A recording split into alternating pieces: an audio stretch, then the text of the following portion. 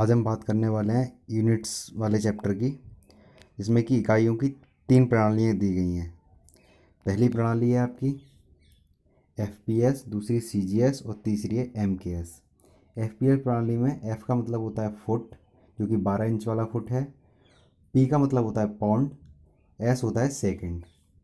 इसके लिए ब्रिटिश प्रणाली या फिर ब्रिटिश सिस्टम भी कहा जाता है एफपीएस प्रणाली के लिए, ठीक है, यानी कि बी एस ब्रिटिश सिस्टम। अगला है आपका सी जी एस, जिसमें सी होता है सेंटीमीटर, जी होता है ग्राम और एस होता है सेकंड, ठीक है। अगला आपका आता है एम के एस प्रणाली, जिसमें कि एम मीटर होता है, के किलोग्राम होता है और एस सेकंड होता है।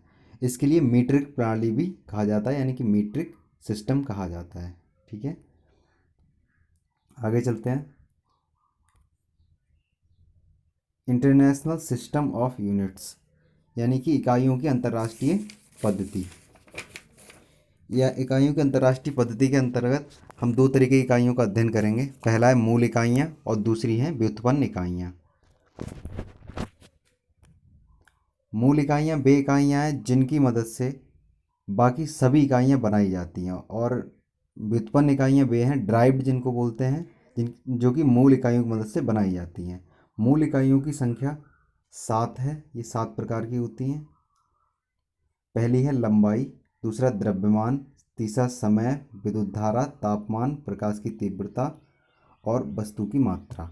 लंबाई का जो मात्रक होता है वो मीटर होता है और इसे एम से प्रदर्शित किया जाता है। द्रव्यमान का मात्रक किलोग्राम होता है, जिसके लिए केजी किलोग्राम, इसमें केजी से प्रदर्शित किया जाता है। समय का सेकंड होता है, इसको एस से प्रदर्शित किया जाता है।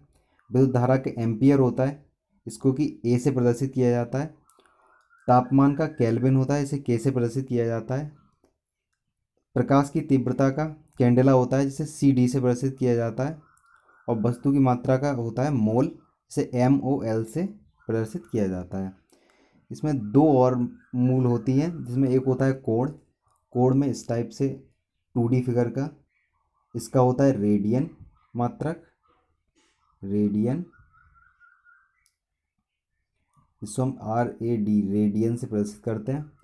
और दूसरा होता है घन कोण, यानी कि 3D फिगर की जब हम बात करें एक इस टाइप से, तो ये जो एंगल बनता है, मतलब जो घन का एंगल होता है, उसका मात्रक होता है स्टेरेडियन।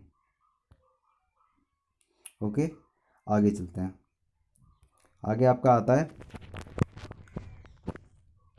एसआई प्रणाली के व्युत्पन्न ड्राइव्ड इकाइयाँ। ड्राइव्ड इकाइयों की अगर हम बात करें तो पहला है क्षेत्रफल। क्षेत्रफल जो है वो मीटर स्क्वायर, यानी कि दो क्या नाम है, लंबाई की इकाइयों को जोड़ के क्षेत्रफल की इकाई बन जाती है मीटर स्क्वायर। आयतन मीटर क्यूब, 3 लंबाई की इकाइयाँ जुड़ जाती हैं। घनत्व, घनत्व का होता है किलोग्राम प्रति मीटर क्यूब, ठीक है। वेग का होता है मीटर प्रति सेकंड। त्वरण का होता है मीटर प्रति सेकंड स्क्वायर। इसमें मीटर का हमने एम ले लिया, एम प्रति एस के ऊपर स्क्वायर लगा दिया जाता है, ठीक है। बल का होता है न्यूटन या किग्रा मीटर प्रति सेकंड स्क्वायर।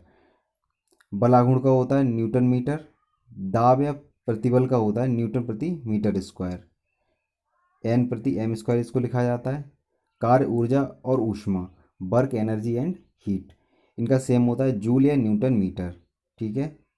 अगला शक्ति है आपका, इसका वॉट या जूल प्रति सेकंड होता है। वॉट को डब्ल्यू से प्रदर्शित किया जाता है और जे बटे एस लिख दिया जाता है जूल प्रति सेकंड को। सरल कोण का रेडियन, जो भी मैंने बताया था।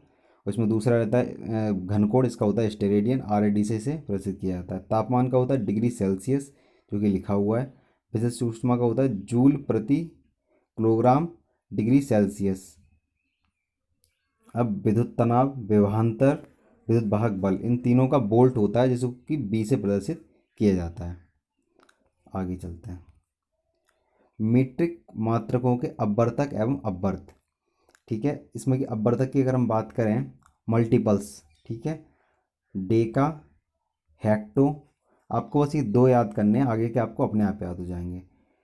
किलो, मेगा, गीगा और टेरा, इनको याद करने के लिए मैं सिंपली ले लेता हूँ। किलो में मैं ले लेता हूँ KB, किलो के लिए मैंने लिख दिया KB। इसके बाद MB, GB और TB, इसकी जानकारी सबको रहती है। अब इसको हम कैसे याद कर सकते हैं? Kilo, mega, KB, kilobyte, megabyte, MB, GB gigabyte और TB टेराबाइट। जिसमें कि अगर हम बात करें डेका और हेक्टो की, डेका 10 की पावर 1 होता है और हेक्टो आपका 10 की पावर 2 होता है, जिसको ऐसे प्रदर्शित किया जाता है, डेका को DA से।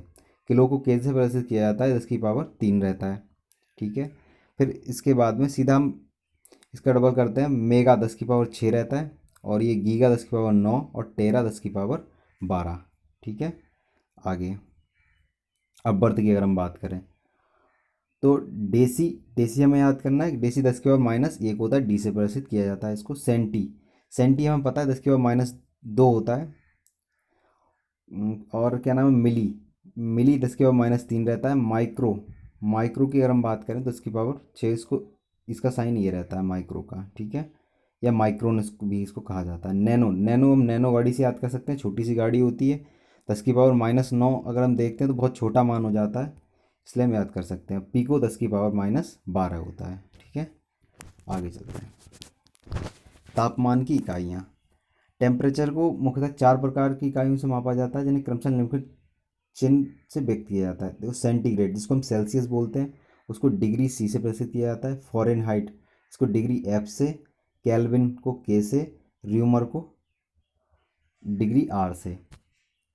अब इनको कन्वर्ट करने के लिए एक फार्मूला है, इसका यूज किया जाता है। यानी कि हमसे जो क्वेश्चन आएगा हमारे पास, वो इस तरीके से आएगा कि किसी, मान लो कि सी पर, सॉरी, डिग्री सेल्सियस तापमान पर अगर तापमान 40 डिग्री सेल्सियस है तो फ़ारेनहाइट पे क्या होगा? फ़ारेनहाइट पे क्या होगा तो हम इसके लिए फार्मूला ले लेंगे, C/100 बराबर F-32/180। इसमें हम C की जगह पे 40 लगा देंगे और F की वैल्यू निकाल लेंगे, भाई हमारा आंसर हो जाएगा। इसमें एडिशनल इन्फॉर्मेशन बता देता हूँ। जब भी हमें -40 दिया हो तो डिग्री C और डिग्री F दोनों बराबर रहते हैं हमेशा। इस पर भी -40 होता है और इस पर भी -40 होता है। वही अगर हम बात करें सेल्सियस और केल्विन में चेंज करने की, तो C/100 लिखा है हमारे पास और K-273/100 लिखा है। यानी कि जब भी हमें केल्विन निकालना होगा सेल्सियस से, तो हम एक काम करेंगे, सेल्सियस में 273 जोड़ देंगे। मान लो कि ये हमें सेल्सियस में 30 दे रखा है, हमसे पूछा केल्विन में क्या होगा, तो इसमें 30 और जोड़ देंगे, 273 + 30 कर देंगे, वही हमारा आंसर हो जाएगा। यानी कि ये जो फार्मूला है, आपका टेम्परेचर से रिलेटेड कोई भी क्वेश्चन आएगा वो इससे आपका सॉल्व हो जाएगा। ठीक है। नेक्स्ट चलते हैं। स्मरण योग्य मान, वैल्यू टू बी रिमेंबर्ड, ऐसे मान जो हमें याद होने चाहिए। √2 की वैल्यू 1.414 होती है। √3 1.732 होती है। √5 2.236, √10 3.162 होती है। पाई की वैल्यू जो होती है वो 3.142 या 22/7 होती है। पाई स्क्वायर की अगर हम बात करें तो ये लगभग 10 के समथिंग चला जाता है, 9.87 होता है। 1/पाई जो होता है वो 0.3183 होता है। प्रकाश की चाल 3 × 10 की पावर 8 मीटर प्रति सेकंड। रेडियो तरंगों की चाल 3 × 10 की पावर 8 मीटर प्रति सेकंड। और वायु में ध्वनि की चाल 332 मीटर प्रति सेकंड 0 डिग्री सेल्सियस टेम्परेचर पर। आगे इकाइयों को व्यक्त करने के कुछ मुख्य बिंदु हम देखते हैं। इकाइयाँ जो हमें व्यक्त करनी है किस हिसाब से ये लिखी जाएँ जिससे कि ये गलत ना हो। इकाइयों की पहचान के बाद पूर्ण विराम नहीं लगाना है, जैसे MIV सेंटीमीटर, यानी कि इसके बाद जैसे हम M के बाद फुल स्टॉप नहीं लगाना है। ठीक है। अगला, पहचान चिन्ह सभी संख्याओं के साथ एक वचन पद्धति में लाए जाते हैं। जैसे कहीं पे 10 मीटर है या फिर ज़्यादा है, कहीं मीटर हो या मीटर्स हो, तो हम पहचान चिन्ह जब M बनाएंगे तो M को केवल सिंपली M लिख देंगे हम। जैसे मैंने यहाँ पे लिख दिया था, फ्लो में है तो ऐसे ही लिखा जाता है। मिलीमीटर या मिलीमीटर्स में हम MM कर देंगे। ठीक है। इसके लिए भी हम बाद में S वगैरह का यूज़ नहीं करेंगे। आगे चलते हैं। जब भी हम क्षेत्रफल की इकाई लिखनी रहेगी, क्षेत्रफल की इकाई लिखते समय हम क्षेत्रफल की आयतन को क्षेत्रफल या आयतन के लिए तुम सेंटीमीटर स्क्वायर या फिर सेंटीमीटर क्यूब इस तरीके से लिखते हैं, यानी कि हमें ऐसे नहीं लिखना कि हम स्क्वायर में एस क्यू सेंटीमीटर और क्यू में सी यू सेंटीमीटर लिख दें। ऐसा नहीं करना है, हमें सी एम स्क्वायर या फिर एम स्क्वायर एम क्यूब इस टाइप से लिखना है, हाथ लगा देनी है इसके ऊपर। नेक्स्ट चलते हैं। जब किसी मात्रा को व्यक्त करने में एक या अधिक शून्य कतार में लगे हों तो शून्य की संख्या को 10 की घात में दिखाना चाहिए। जैसे कि सपोज़ ये संख्या लिखी हुई है 25,400, तो हम क्या करेंगे, हमने देखा 1 2 3 4, तो हमने 2.54 लिखा इंटू 10⁻⁻4 लिख दिया। सॉरी +4 हो जाएगा, ये -4 नहीं होगा। इस टाइप से हम इसको लिख देंगे। ठीक है, मान लो और भी कोई संख्या ले लेते हैं।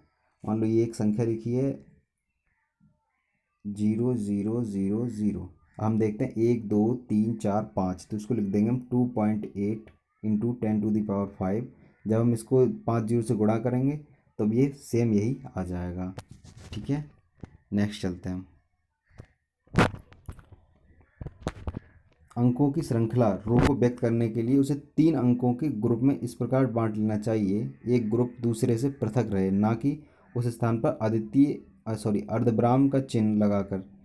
जैसे कि हम क्या करते हैं, बेसिकली हमें दिखा 52,792 लिखा हुआ है, 52,792 है, तो हम क्या करेंगे, इसमें कॉमा लगाते हैं। हमें कॉमा नहीं लगाना है, हमें क्या करना है, जब भी ऐसी संख्या लिखी है तो हम 52 को अलग लिख देंगे और 792 को अलग लिख देंगे, जिससे कि ये स्पष्ट हो जाएगा।